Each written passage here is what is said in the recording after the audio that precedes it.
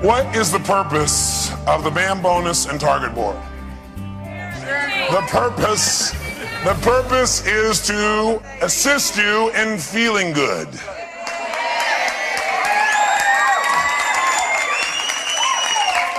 I want you to really think about that for a second, seriously.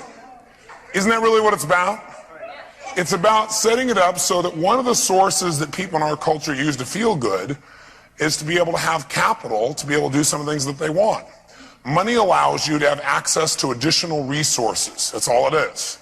So there's certain things if you have money you can get access to that if you don't have money it's a little more difficult to get access to. It takes more of your time or energy or developing rapport or doing something else. But money will go where you can't go. So it's a chance for you to be able to enhance that resource for yourself. But also, more importantly than that is, along the way, to really feel like, hey, I'm contributing to something that's measurable, I'm contributing in a measurable way, and I'm rewarded in a measurable way. It's a chance for you to really be absolute team and in partnership, but also fair.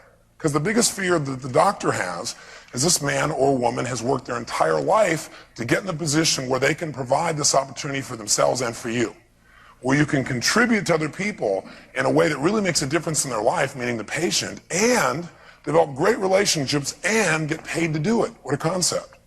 But their number one concern inside their head is, my gosh, this is a tough thing, there's a lot of risk here, and somebody else could go away and they may lose their salary, but they can get hired again. I can't go away.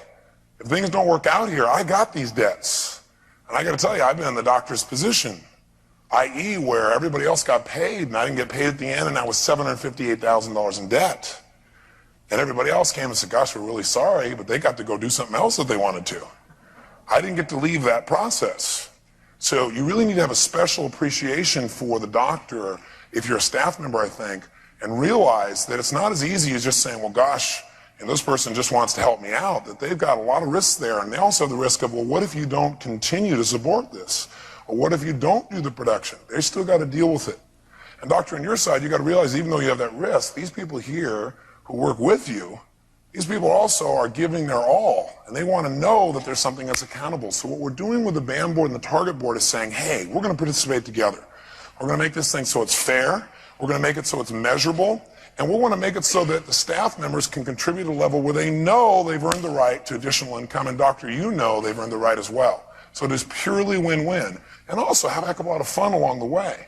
Because remember, the more you measure something, the better it gets. And if you're only looking at this BAM board, or the target board rather, once a week or once a month, you don't have enough time to correct it. But if you're looking at it every day, as those of you who've used the system already have done successfully, that's how practices double in their productivity. Because all of a sudden our focus is on what is it going to really take to make this thing work. And you really want to make it so it's fun. If you're not clear on the process of how it works, one thing you should just remember and get clear about is there's a basic minimum for survival. That's so that you can have a salary. And then there's an amount that really has to be collected. There's the dollars that have to be collected as your BAM. There's an amount that you probably have to produce to make that happen. And then there's a third amount, and that's the one you're probably focused on, which is how do we make sure that this thing is exciting? How do we make sure that we're bonused in this situation? And you got a couple people that are really helping to organize that. You got the person who's really in charge of production to a certain extent, the person who's doing the scheduling right. You got a person making sure it's collected, and they got every one of us saying, even though it's their job, my job is to figure out how do we make sure we produce more and collect more. How can I do that? How can I add value? And little things do that, like taking care of the patient better than they ever dreamed possible, like being nice. Does being nice and smiling, does that show up on the target board, yes or no? Yes. Sure does. Like treating your other fellow associate or team member especially well so that they feel better, and that comes across to the patient as well. Like thinking, gosh, what else does this patient need and how can we really take care of this patient, not let this patient fall off, or talking the patient into making sure they come back instead of being afraid. All those things show up. Little things are what make things turn around. It's all those little things coming together to make it happen. So get really clear. And by the way, the whole reason we have a coaching program besides the management program is so that those questions that are unique to you don't get answered in the time here. They can be done with your coach. So make sure you pull your coach aside and talk to your coach and say, what do we need? And your coach will be there with you to make sure you're guided through it and it really works for you. You really want to make sure you apply this because this stuff will really change you. All those willing to really go for it and have fun with your BAM and your target board, say aye. Aye. All those opposed, motion's carried. Next, I want to touch base with you on, once you know what it is you want to do, how do we manage each other to really make that happen? How do we really come across in a way where people hear us and we don't get hooked back into the old communication? Well, the number one way is to have that bridge and keep reinforcing it, right?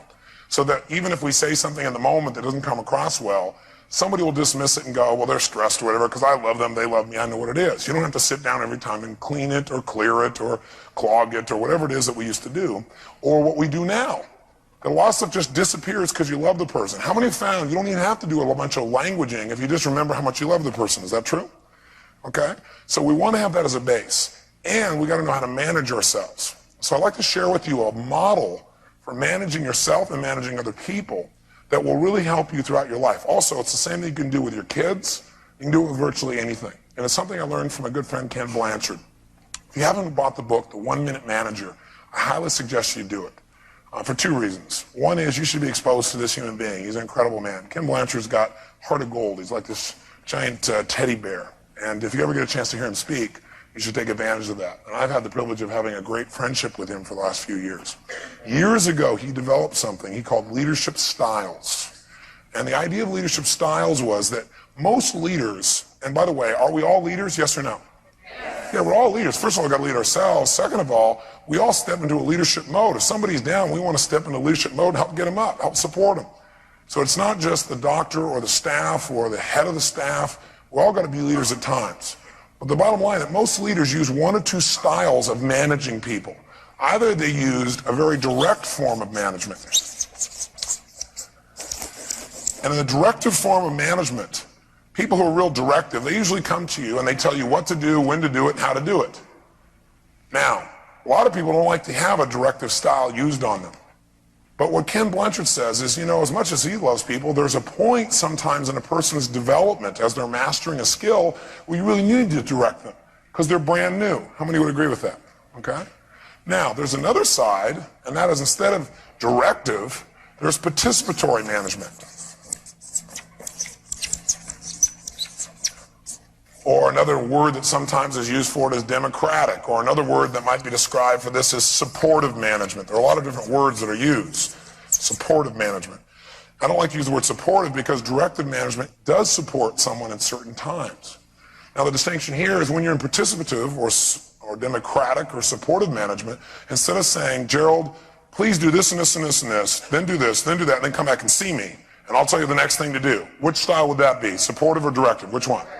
Be directive. Instead, I'd say, Gerald, you know, we're trying to accomplish this thing on the target board here, and I'd really appreciate it if you know, we need to get this thing done over here. Do you think you could go do that? Or would you handle that for us?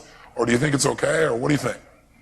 And Gerald gets a chance to participate and communicate and say, well, yeah, I like it, or I don't like it, or okay, I'll do it, or I won't, or yeah, I'm willing to do it, or trust me, I'll handle it, right?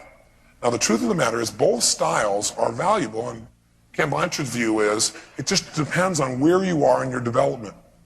So he developed this model to show us where people are as they grow within a business, within their life, within anything that they do. And the model basically has 4 boxes. You might as well go and draw those 4 boxes, if you will, in your notes. All perfectly square like mine. And as you draw those 4 boxes, we're going to start in the bottom right-hand corner to represent a first style of experience. In other words, when people first get excited, when people first begin to learn something, when they first get started in a new enterprise, they first come to work in the office, they're brand new. When people are brand new, we call those people enthusiastic beginners. Enthusiastic beginners. Now, an enthusiastic beginner is brand new. What's their attitude usually like when somebody's brand new? What kind of state are they in when they usually are brand new? Yeah, they're really excited, right? This woman's still new, you can tell. Okay. Usually when people are brand new, they're real excited, they're real jazzed, right? It doesn't take a lot. You don't have to like pump them up and stuff, right? They haven't been around long enough to be in those other states that some people have been in who've been here forever. They're really jazzed. They're excited about the littlest things, aren't they? They go, you really get to do that? Oh my gosh, you know this patient came in there, they were so nice, and you know, and gosh, did you notice this in the wallpaper? Did you notice the doctor said this? Isn't that fantastic, right? How many have been one of these people at one time in your life? How many still are this person? Oh, the numbers are a lot smaller. Oh, Nancy. Nancy happens to be an enthusiastic beginner. No wonder. So in this stage, when somebody's enthusiastic beginner, what most people do in trying to manage somebody like this is they say, go get them. So they say, Nancy, okay, first day, go get them, babe. You're excited, you're ready to do it, go get them. And Nancy doesn't know what the heck to do. Maybe somebody pulls her head aside and says, you know, I'm going to get to you later on. I'm really sorry. I know we need to tell you some more, but here, just do this and this and this. Handle it. And that's kind of the training style that a lot of times happens for enthusiastic beginner because they're so enthusiastic, you go, well, they'll figure it out. We'll get to them later on. Right now, we got to deal with what's going on all over the place. Now, I know this has never happened in your office, but how many have seen this happen in other people's offices? Let me say it. Yeah, that's right. So Nancy goes out there and she trucks like crazy. The problem with that is Nancy isn't being taught the way to do it right. Later on, the doctor will come in and see something's not handled right. How will the doctor feel about that? Unhappy. That's right. Will not be a happy camper. How many would agree with that? And this may affect the doctor's state. And then, of course, if the doctor doesn't communicate it because Nancy's brand new, and, of course, he doesn't want to make her feel like she's unhappy and stuff, so he'll say, okay, he'll pull somebody else aside and go, you get this girl up to speed. Am I right? Okay. Or he won't say anything, he'll keep it inside, not be happy about it and say, well, it'll get handled. But does it usually get handled? No, it just collects and usually gets worse and worse, and finally the doctor gets up to here and goes, what is the matter here? And the manager of the office goes, well, we haven't really trained her. Why haven't we? Well, because she's doing so well and she's so enthusiastic. And bottom line is, when a person's an enthusiastic beginner, what do you need to do? You need to be very high in your directing. You need to be in a high directive mode. Highly directive. You know why? You got an opportunity right now to teach them how to do it right. They haven't been around long enough to screw it up yet. Right? They haven't been around long enough to make up all this other stuff that everybody's there, been in there a long time will do. These people may get the right habits if you start out with them right. And you're low on support. Low on support? How could you say that, Tony? You're such a supportive person. I don't mean emotional. I mean, you don't have to describe to them the why and wherefores, and you don't have to pump them up about doing it. Bottom line is you're mostly directing them, and they'll do it. You say, here's what I need you to do, okay? I know it's your first day. We're really in a hurry, so I want you to get the right habits. So I'm just going to tell you what to do today, and you just do it if that works for you. Is that okay? I'm not going to ask you anymore after that if you give me permission. Is that okay? Okay, great. Here's what I'm going to do. Do this and this and this. Go here. Come back here. See me. I'll look at it. We'll see if it's right, and then we'll do this. Person does it, comes back. No, it's not right. Let me give you some correction. Do this and this and this like this, okay? All right, now do it. Okay, that's better. Let's do it again. Now go do this. Da-da-da-da. Here's how to do it. Here's specifically how to do it. Come back and see me. Well, that's not quite it. That's okay. Let me correct this one little distinction you need. Go do it again. You keep doing it over and over again. You know what? In the very beginning, it's kind of a pain in the tail, right? Yep. But would it be better to take the pain in the tail in the beginning rather than have the pain in the tail forever? That's right. Because then what happens is they get the right habits, and now you'll never have to think about it again eventually. But if you don't do it right up front, it'll never be right. How many agree with me on this? Okay? And you know what? When they're an enthusiastic beginner, they're willing to take direction. You can tell them what to do, and they're okay about it. I'll give you my favorite metaphor for this. How many of you saw the movie Karate Kid? How many saw that movie? Wasn't it a great movie? Now, do you remember when, what was the young boy's name? Daniel-san. That's right. Daniel-san. Daniel-san, do you remember when he got his little butt kicked and he got a little pain? And he got real motivated to make a change in his life because he had so much pain. And he met Miyagi, right, the great teacher. Now, do you remember when he finally convinced Miyagi to teach him, karate? What happened? There was a scene. And he was outside. And he said, okay, I'm going to teach you then. He said, but if I'm going to teach you, I teacher, you student. I say, you do. He goes, oh, no problem. No, no problem. I'm enthusiastic. Yes, indeed. No problem. I'll do it. Whatever you say, right? And so sure enough, he goes, okay. He pulls out this bucket. He pulls out this sponge. And he says, wash the car like this. And he goes, whoa. He goes, I teacher, you students. I say, you do. Okay. And you know what? Since he's an enthusiastic beginner, he buys it. Until afterwards, when he's done with the car, now he's got to paint the fence. Then he's got to sand the floor. And he keeps going on and on and on until finally he leaves the enthusiastic beginner stage. And by the way, did he give him good direction about how to do the car? And did he come back and check on him, make sure he's doing it? You bet he did. Then what happens? He eventually moves to the second stage. The disillusioned learner. Right? And the disillusioned learner is this person who once was an enthusiastic beginner. But you know what happened? They had all these expectations. And are most people's expectations usually accurate, yes or no? Most people know. All these expectations, and they thought it was going to be real easy, and it was a real hard, right? And all of a sudden, they're like, oh my gosh, this is not what I bargained for. Or the doctor snaps at them. So, to that doctor, she always does this, she always does this, she always snap at us like that? You go, no, she doesn't always do that, you know. Or you go, yeah, she does. Are you ready for it?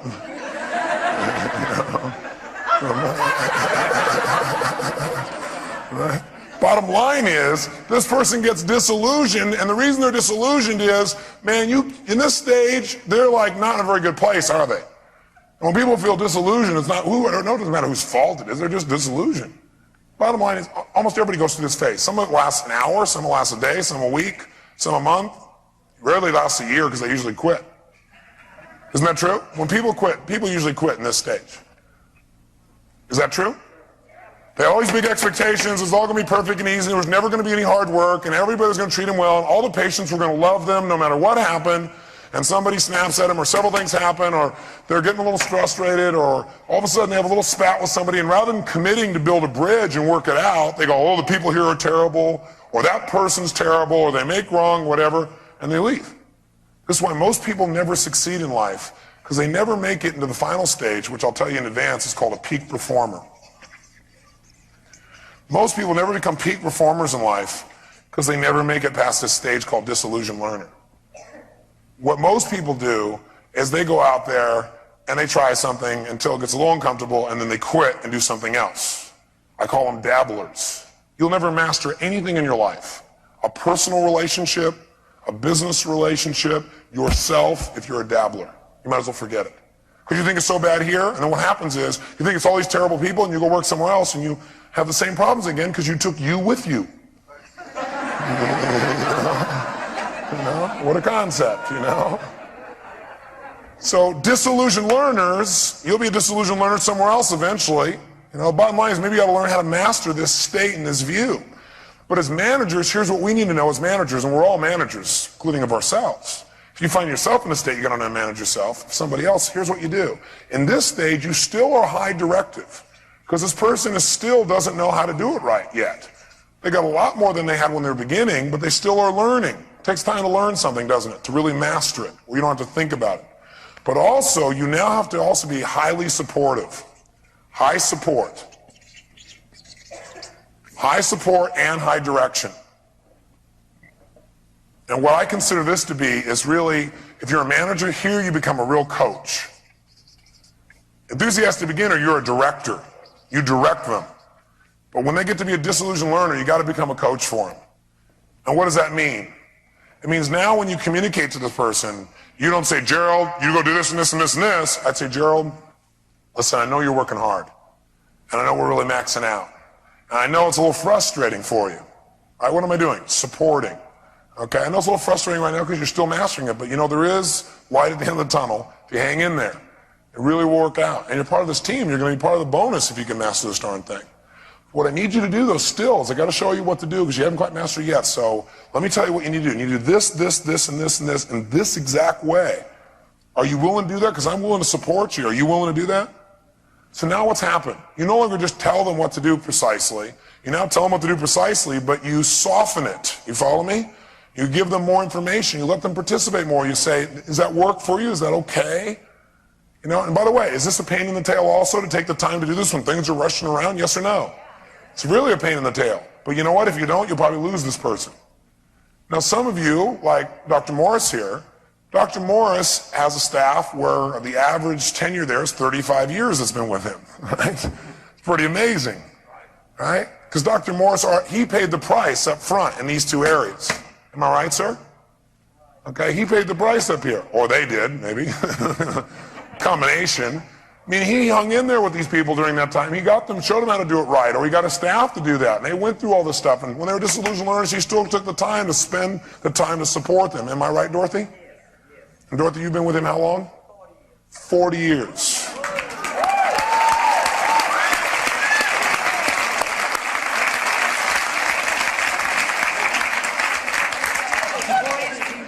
Okay. He still is great today as he was 40 years ago. In fact, I said I would challenge anyone in the room that he could run circles in you today.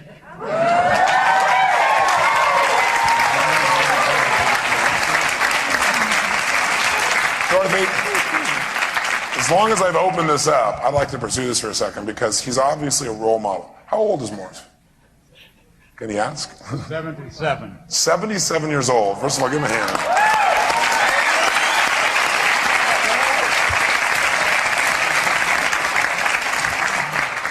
What's made your relationship work for 40 years?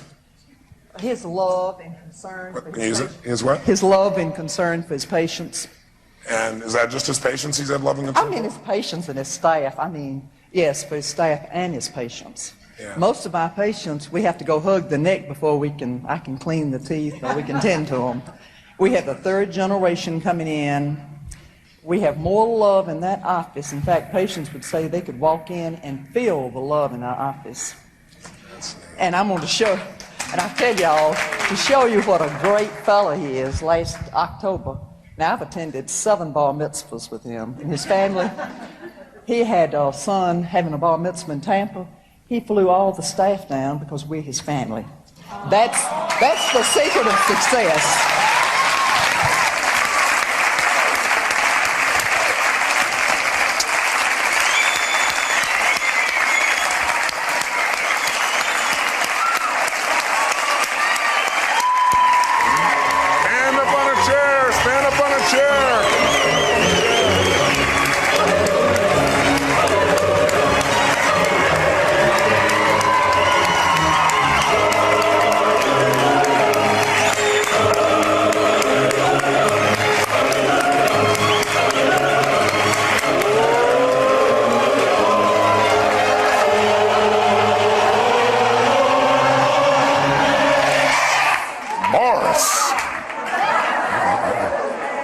And you thought only the cat was famous. That's right. By the way, I stopped to do that for a very good reason. One, to acknowledge the model, but two, to remind you what the real source is of success. See, people move towards things that create pleasure. If your office is like pure love, do you think they're going to want to come there more often? Yeah, they're going to want to come there and they're going to want to be taken care of and they want to be in that kind of environment. But if your office isn't that, people pick that up non-verbally as well. See? So the bottom line is what I was starting to say is that you got to take from enthusiastic beginner, in order to have a peak performer, you got to go through stages. And you don't want to make those stages wrong. It's like seasons, right? There's no wrong season. But you know what? Some people say, hey, I just like fall. Just give me falls. And that's exactly what they get. Quite a few falls. Right? They lose a lot. See, the bottom line is we got to take everybody through the season. We got to pay the price. And while you're doing this, by the way, what you're doing is building a bridge, aren't you? As you take people through these stages, which is what they did. They built a bridge that's lasted, half a century almost. No, but she goes, I dare anybody try and break this bridge. Isn't going to happen. How incredible. Plus in your life, money's going to come and go. Even some of your patients are going to come and go. But your staff can be your family. And when I say your staff, I don't just mean the doctors. Your staff is so well put by Nancy, her staff. Right? It's all our staff because it's our family. Something to remember. So enthusiastic beginner, what do we got to do here? We got to be highly what in managing this person? Directive, and actually low on what? Because actually the more support you give and everything else, they don't need it, plus it's taking up extra time. And you all know you got to be real careful about how you schedule your time, so it makes total sense to do that. Create the bond up front so they know you care about them, and then just direct them. As they become disillusioned learners, you're going to have to change to highly directive and highly supportive. And let's go back to the metaphor I was offering you. Okay, here's Daniel's son. There was a point when he became a disillusioned learner. Do you remember where that might be in the movie? When did it happen? Yeah, there's a point where he just had enough. Do you remember that? Well, he just got done. He was just done. He'd painted the fence, washed the car, did the walls. He was on the ground on his knees, sanding that floor, right? And he's done. It was nighttime, and he came by, and he had it. Because he said, come here tomorrow morning. He hadn't told him any more reasons why he was doing it or anything. And he said, I've had it. I'm done with it. This is how you're going to treat me? I'm going. And started leaving. He went, Danielson. What? Danielson, come here. What? show me paint the fence. He goes, what? He goes, yeah. He goes, boom. He goes, ooh. Try this, yeah, boom. Yeah, boom. Yeah, boom. Ooh, there was a reason behind all this. He goes, now come back tomorrow morning. We start to practice. He walks out going, wow. And he's pretty excited because he saw there was a reason behind all that fundamental day-to-day directing, do this, boring stuff, that it was coming together in the form of something. Then eventually, if you take care of people here, and by the way, you know what the challenge is? Most people go into high support here and they stop directing because the person doesn't want to be directed anymore. They just want to be supported. But that won't help them succeed. You got to do high support and high direction here. Otherwise, you end up supporting them, you're going to have to support them forever because they're not going to know how to do it right. Are you following me on this? But if you keep coaching them, high direct, high support, then you bring them into the third phase. And the third phase, what you want to do is you got to deal with the next stage, which is called a reluctant contributor. A reluctant contributor. And a reluctant contributor is somebody who really doesn't know what to do now. They know all the skills. They know precisely how they should go about it. But you know what happens? They don't have the confidence because they're still, kind of mastering it. So have you been in that place in your life where you really knew what to do, but you're still a little scared or, not thoroughly confident, you're not really certain 100%? How many have been in that place? Okay, you're in a reluctant contributor pace, or phase, if you would. So to give you kind of a metaphor again, use the same movie. Do you remember when they went to the first competition where Daniel-san comes in with Miyagi and they're first signing up? And as they sign up, Daniel-san turns to him and says, how's this thing work? He said, I don't know.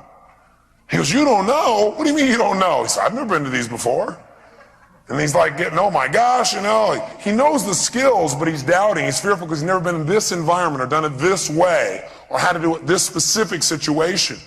And so he doesn't feel certain, even though he has the skills. And so what happens? Well, he starts getting his first fight right there the very first time. His heart's beating out of him. This guy comes out of him and he backs out.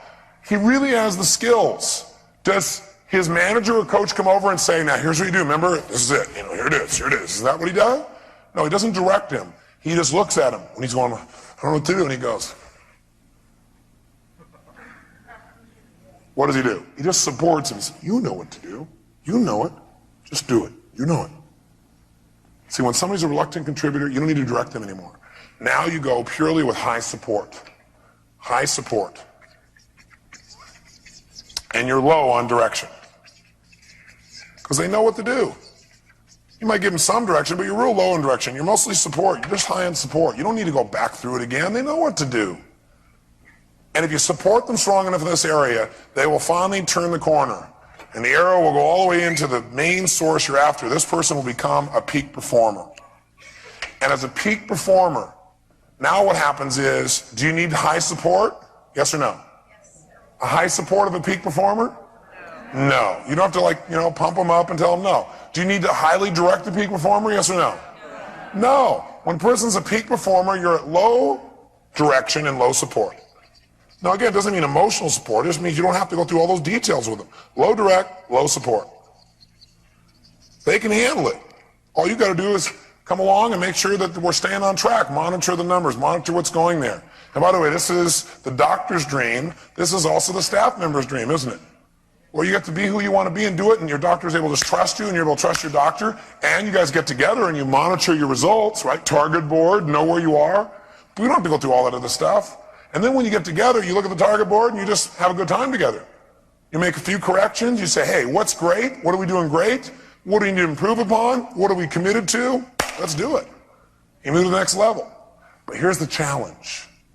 That's not true. A lot of people think that because they're good in some other area, they're a peak performer already in every area. And this is based on a particular skill. It can be different environments. So let me be specific for you. Give you an example. Let's say you got somebody in the office who has mastered a particular aspect of support of the doctor, depending upon whether it be a physician or a dentist, whatever the case may be. And they're really good at doing that particular support mechanism. They're a peak performer. They've already been directed. They know it. They don't need any help. They're great. Now all of a sudden, you take on some other type of practice. or you take on some other kind of skill of support. Maybe all of a sudden this person is now, one of their goals is to actually help people to follow up and come into the practice, to follow up for the ReCare program. They're a peak performer in the way they used to assist, but they are brand new in the ReCare program. How many of you follow me on this? Okay? So it's a new skill. You follow me on this? Okay, yes, no? Yes. So with a new skill, they may say, well, you don't need to tell me what to do. I'm a peak performer. They may not say it that way, but in essence, if you start to try and direct them, they're going to go, wait a second, I know how to do this. How many of you ever seen this happen before when you're trying to give somebody some feedback? So what you need to remember as a doctor or staff member is, doctor, you may be a peak performer with the patient, but you may not be a peak performer in getting these people to pay. And maybe you need to be able to have some coaching even for your staff and realize you're an enthusiastic beginner in this area. You may be a little disillusioned because it doesn't work. The staff tells you something doesn't seem to work at first. Don't say, well, my staff was wrong. Trust a little bit. Get some more coaching. Get some more support, more details. Then you might say, well, gosh, I don't want to, encourage people to do that. I can't really do that. Well, yes and no. Are there elegant ways that a doctor can influence someone paying without making it about a relationship about money? Yes or no? Yes or no? Yes, there are very elegant ways to do that. And there are also ways where the doctor can help the person who's not coming in who can't pay, and you still want them to come in to support them. So the bottom line is, you've got to get coached, doctor, all the way into the peak performer range by your staff. We all have to be able to coach each other. Does that make sense? And we got to not say, well, I'm a peak performer, therefore I've mastered everything, and don't tell me what to do. Sounds like an office where this may have come up before. How many have seen this happen where somebody's like, don't tell me what to do? Because really what's behind that conversation is, I'm a peak performer. How many have seen this happen in your office? Raise your hand. So what we're going to do is get off our egos and say, you're right. I'm a peak performer. And in this area, I could probably make one or two more distinctions. And maybe it'd be good to be an enthusiastic beginner again. Maybe get you excited again about little things. Could make things really work. So does this make sense as a formula? Yes, no? Okay? So we'll look at yourself, somebody brand new, and they're enthusiastic beginner. What do you want to do with an enthusiastic beginner? You want to be high on what?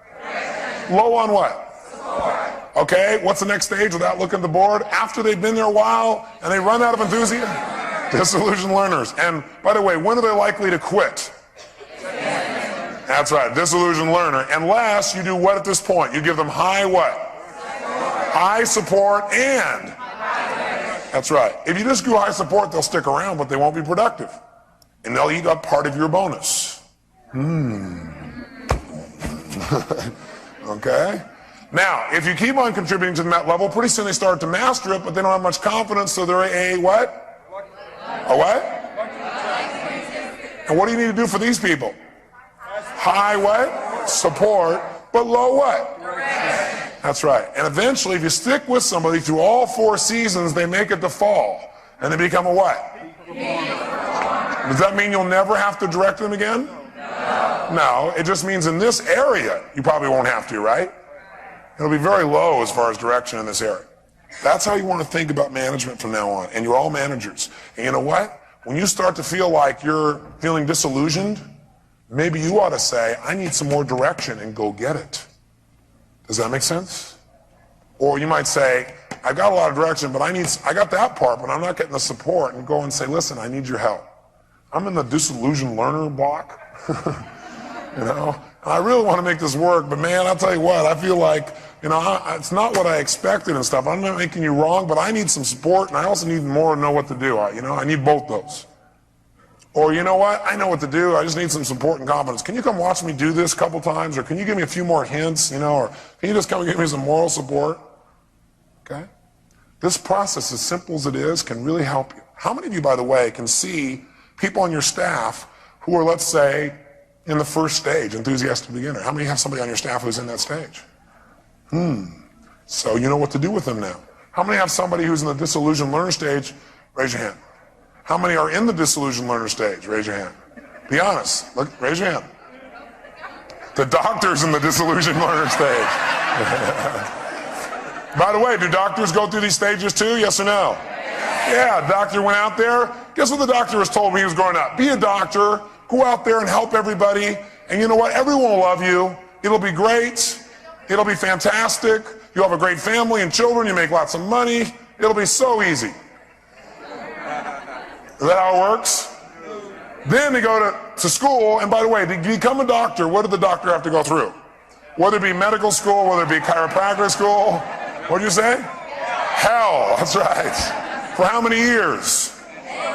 Yeah, ages, depending upon the doctor and their specialty, right?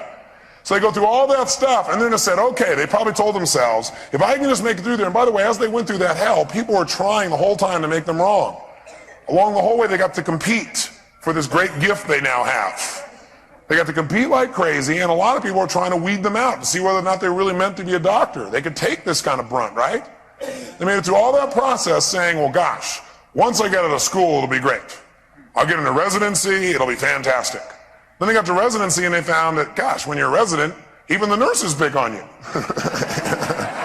Right? You know, they beat you up and stuff because you're just the new, and then you know what? It just never seemed to end. They thought, okay, once I can hang my shingle, once I can do that, now it's all going to be great.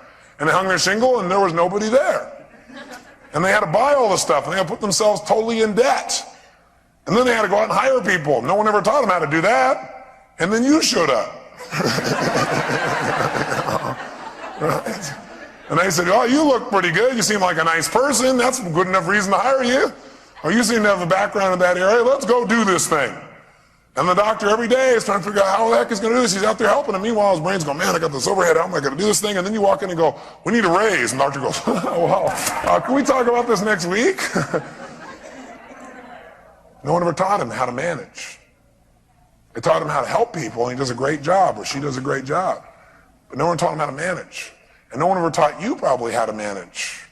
That's what fortune management's for, to coach you through that process, to help you a step at a time to really make it happen so that the dream can come back to life. The dream of being in a position where you can help people, do what you love, build a great family for a lifetime if you want, take care of them at the highest level, take care of yourself, and really win this game. Win the game in a way that has integrity and beauty and love and create something that's even bigger than the dream you had originally.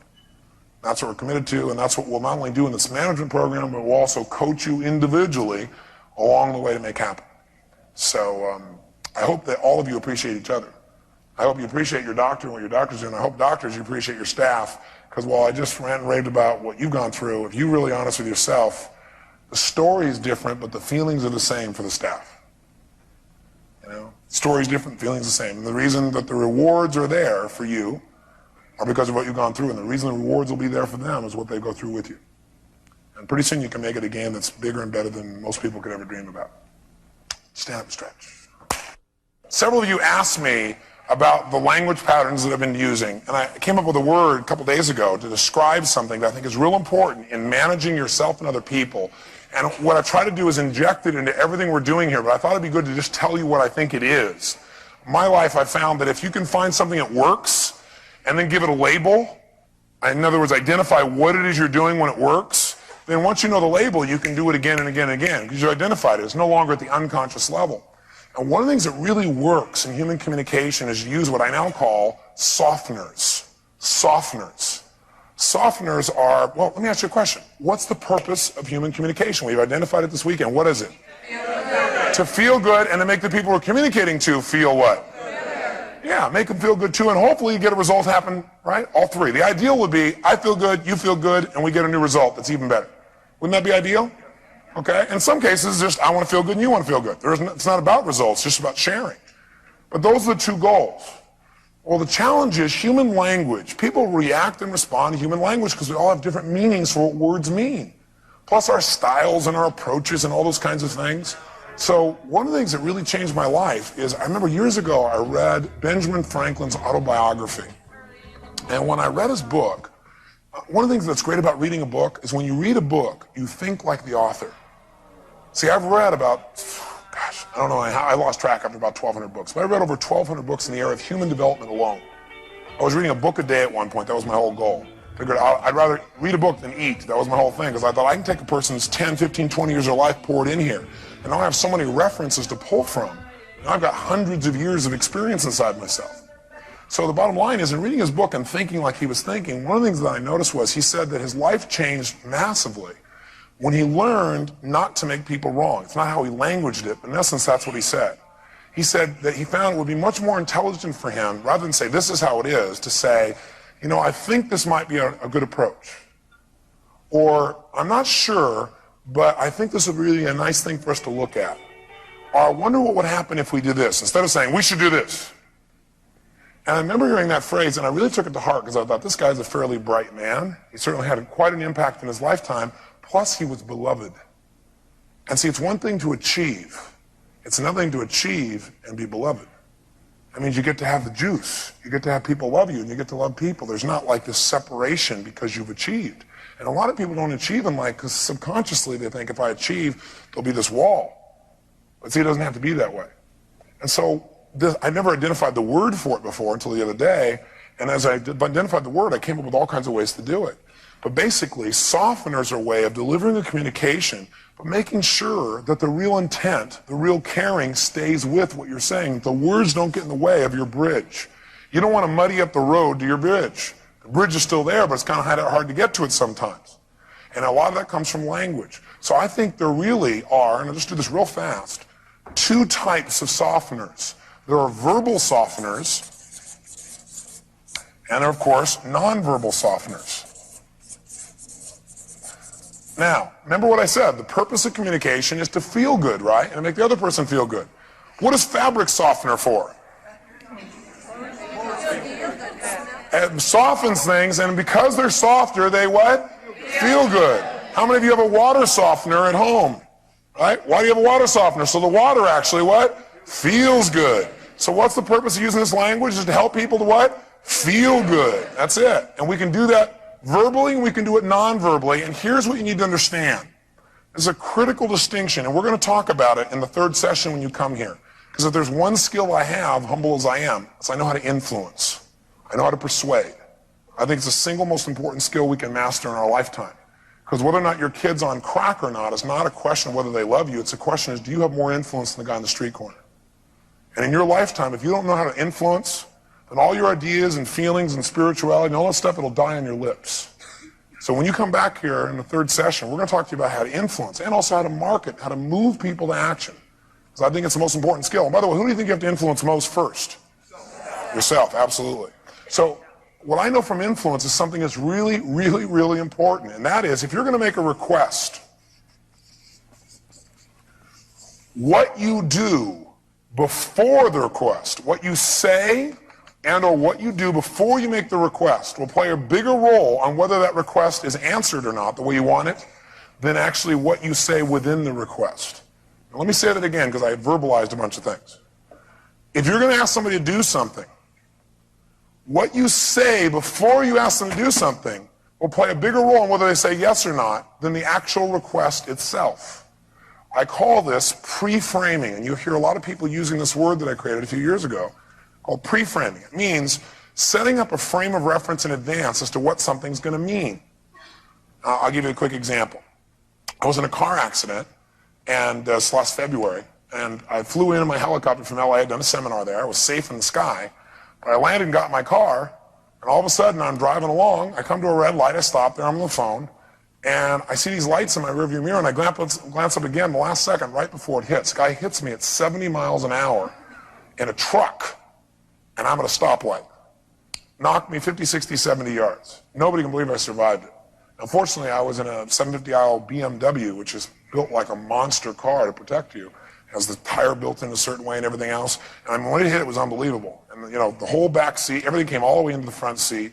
The stereo went screaming by. It all happened in slow motion, you know. That's what happens when you get in that kind of situation. And they had to pry me out. They just couldn't believe it. And the only thing that happened, I got some whiplash, but that was it. Nothing else. I was fine. The reason I didn't tell you the story, though, is the next day I went out to, not the next day, but the next week I went out to buy another car. And by the way, because of that pain, I had a new value in buying cars. I used to buy cars that were just fast and good looking. I had a new criteria. Could you guess what it was? Safety.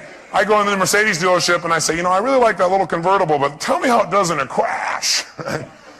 Bottom line is, as I'm doing this, I go to these various dealerships, I'm checking out cars, and the guy just sold me a car. I got another BMW, another 750iL, but I also looked at a smaller one for a sports car, convertible. And the guy was brilliant. Because before he asked me to go in the car, he told me about the car, he got me in the car, and before we got to this one road, he said, now, Tony, before we go on this road, I want to tell you something. This road is really torn up, and I want you to notice I want you to notice just how incredible this car takes it, because it should jam like crazy. But when we go, you notice how well the car turns and handles it, even in that rough road. Sure enough, we went on the road, and as we're going along, he said, isn't this great? He requested, isn't this great? And you know what I said? Yeah, this is great. And if he had not told me in advance there was going to be this rough road, and we started going across the rough road, my brain would be going, man, this BMW doesn't take rough roads very well. How many would agree with me on this? And we would have said, isn't this great? What would I have said? No, hell no. Or I would say, well, yeah, it's great. And not really believed it.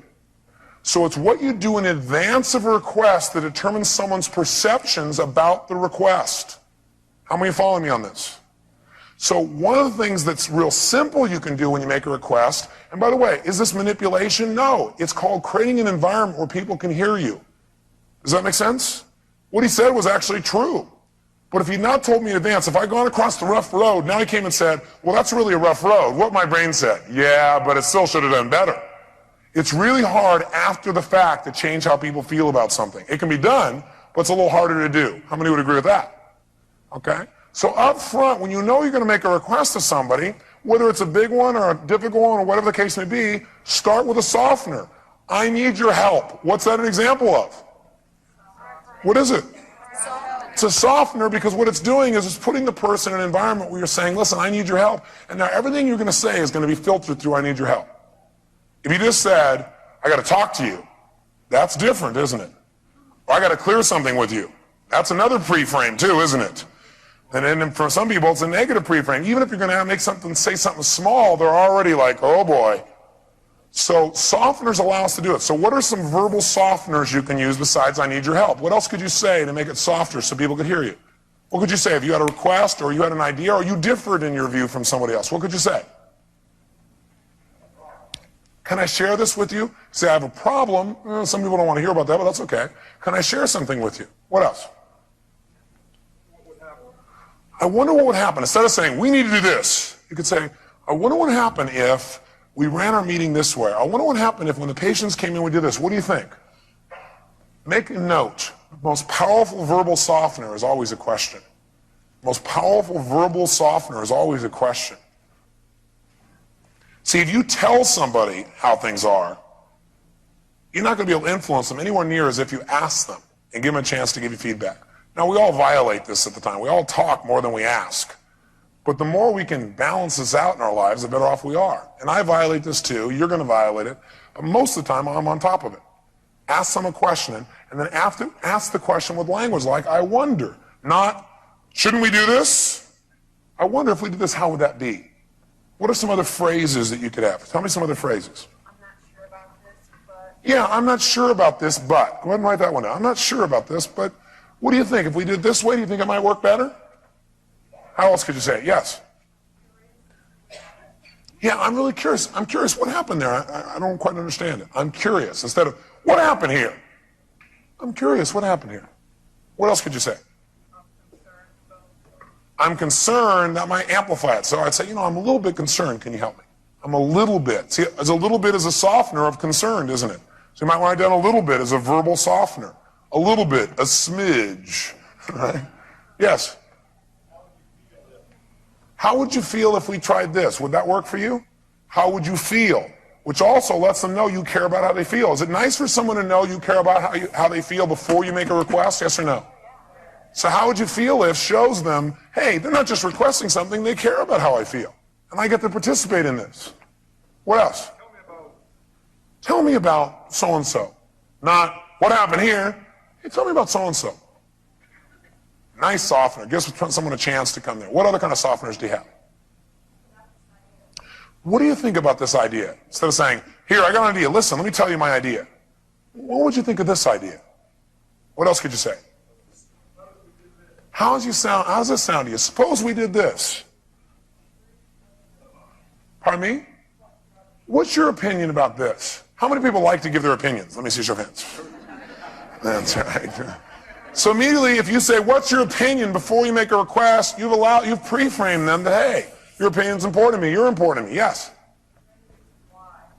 Is there any reason why? That may pre-frame them towards looking at why they can't, but I still agree with you, it's a good approach. Oh, is there any reason why? I think the tonality of that one is say, I think a better question would be, I'm curious. Why was this done? Say, if there's any reason, you're saying there may not be a reason. And write this in your notes right now.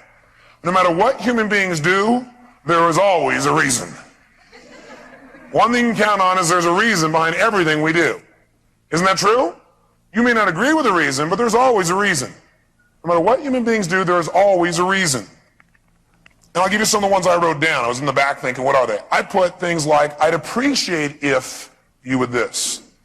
Is that a nice softener? Not a don't do this. Say, I appreciate if you do this. Or would you be willing? Is the other one I use a lot. Would you be willing? Would you be willing to do this? Which again lets them know in advance. You're asking, you're making a request, but you're letting them, they could say no. If you give people the choice, they don't have to do something, they usually will do it for you, and they make it feel like you appreciate it.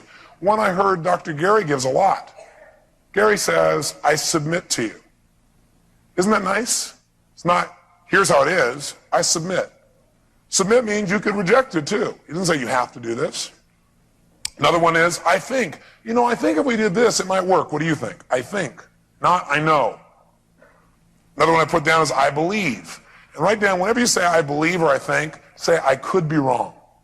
I believe or I think this, I could be wrong. It kind of feels this way to me, but I could be wrong. It looks this way to me, I could be wrong. Everybody loves somebody who knows they could be wrong. Because they know they're right, and they'll say, okay, I can live with you. All right? Another one I said here earlier is a little bit. And I thought another one is it possible? Is it possible we could do this? That's a nice softener, isn't it? Yes, ma'am. Don't you disempower yourself every time you say I could be wrong? What do you think? Why not? What you really do is empower yourself, because if you would have said, it looks like it was stolen and I could be wrong, even if you were right, see, you win. If you say I could be wrong, you always win. Because most of the time you're probably going to be right, especially in your opinion. Okay? Second of all, what it does is it allows people to be closer to you, and so you always win at that level. And when you're wrong, you never really are wrong, because you said you could have been wrong. So it's like insurance. How many of you like to never be wrong for the rest of your life? The only time you're going to be wrong is when you're really not wrong. I could be wrong. Now, if you're wrong, you were wrong about being wrong. It means you did well. Are you confused yet? Isn't it true? If you say, I could be wrong, if you say, I think this, but I could be wrong, then what would it take for you to be wrong now? You'd have to be right.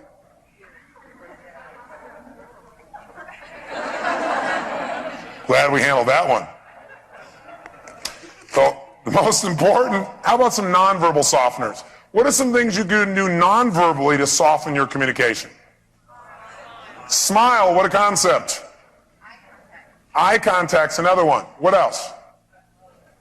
Touching someone, yeah, that definitely softens them. Well, yeah, okay, in some cases. What's that? That wasn't me. I'm not taking the rap for that one. Yes? Shh. What'd you say? Blow a kiss? Okay, well, that's often something. Somebody's going, I need to talk to you, and you go.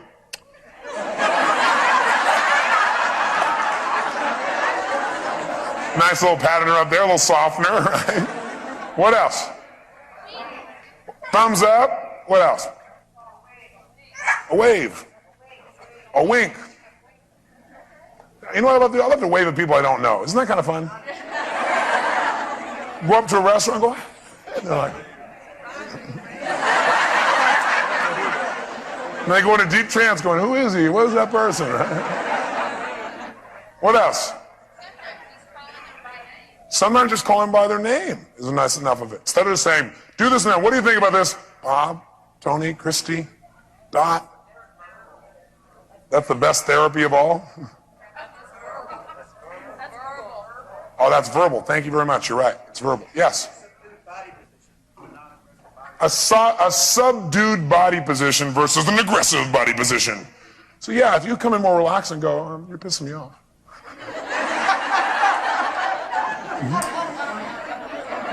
Would that soften the delivery of that communication? Yes. So is tonality a nonverbal? Yes or no? Yes. Tonality is a nonverbal. It's not the words itself. It's a nonverbal. The tone you offer. Yes.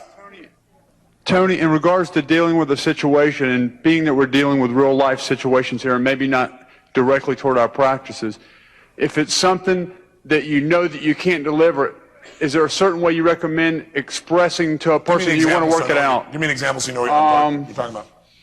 You're somewhere and somebody wants a certain amount for something and you can't deliver that, but you want to make it work out. Honesty. I mean, I hate to be so basic, but I'll tell you what I do. I come to somebody and I say, you know something? I need your help.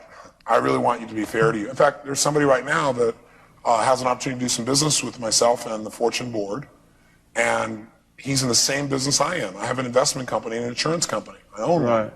And he wants to sell insurance to us. And I happen to like the guy because I got to meet him. I didn't know he was in the insurance business.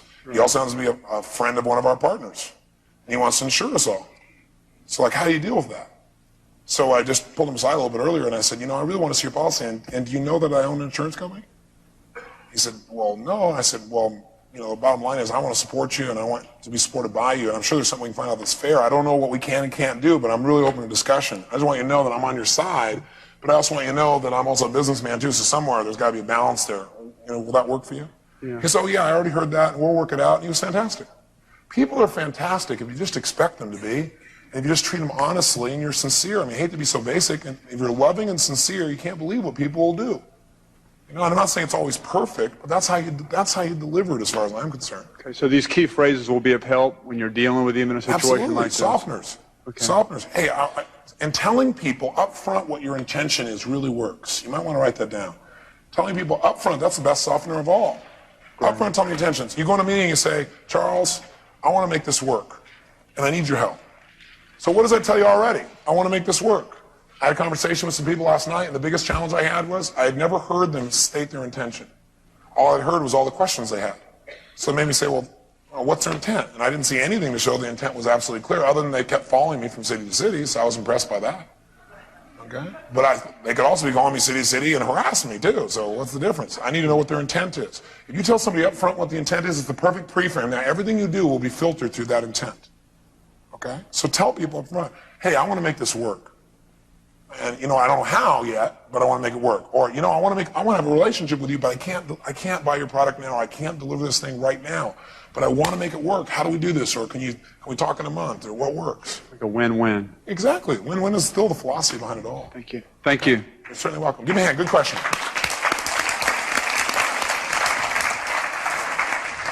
Does this make sense? By the way, does this only work in the office?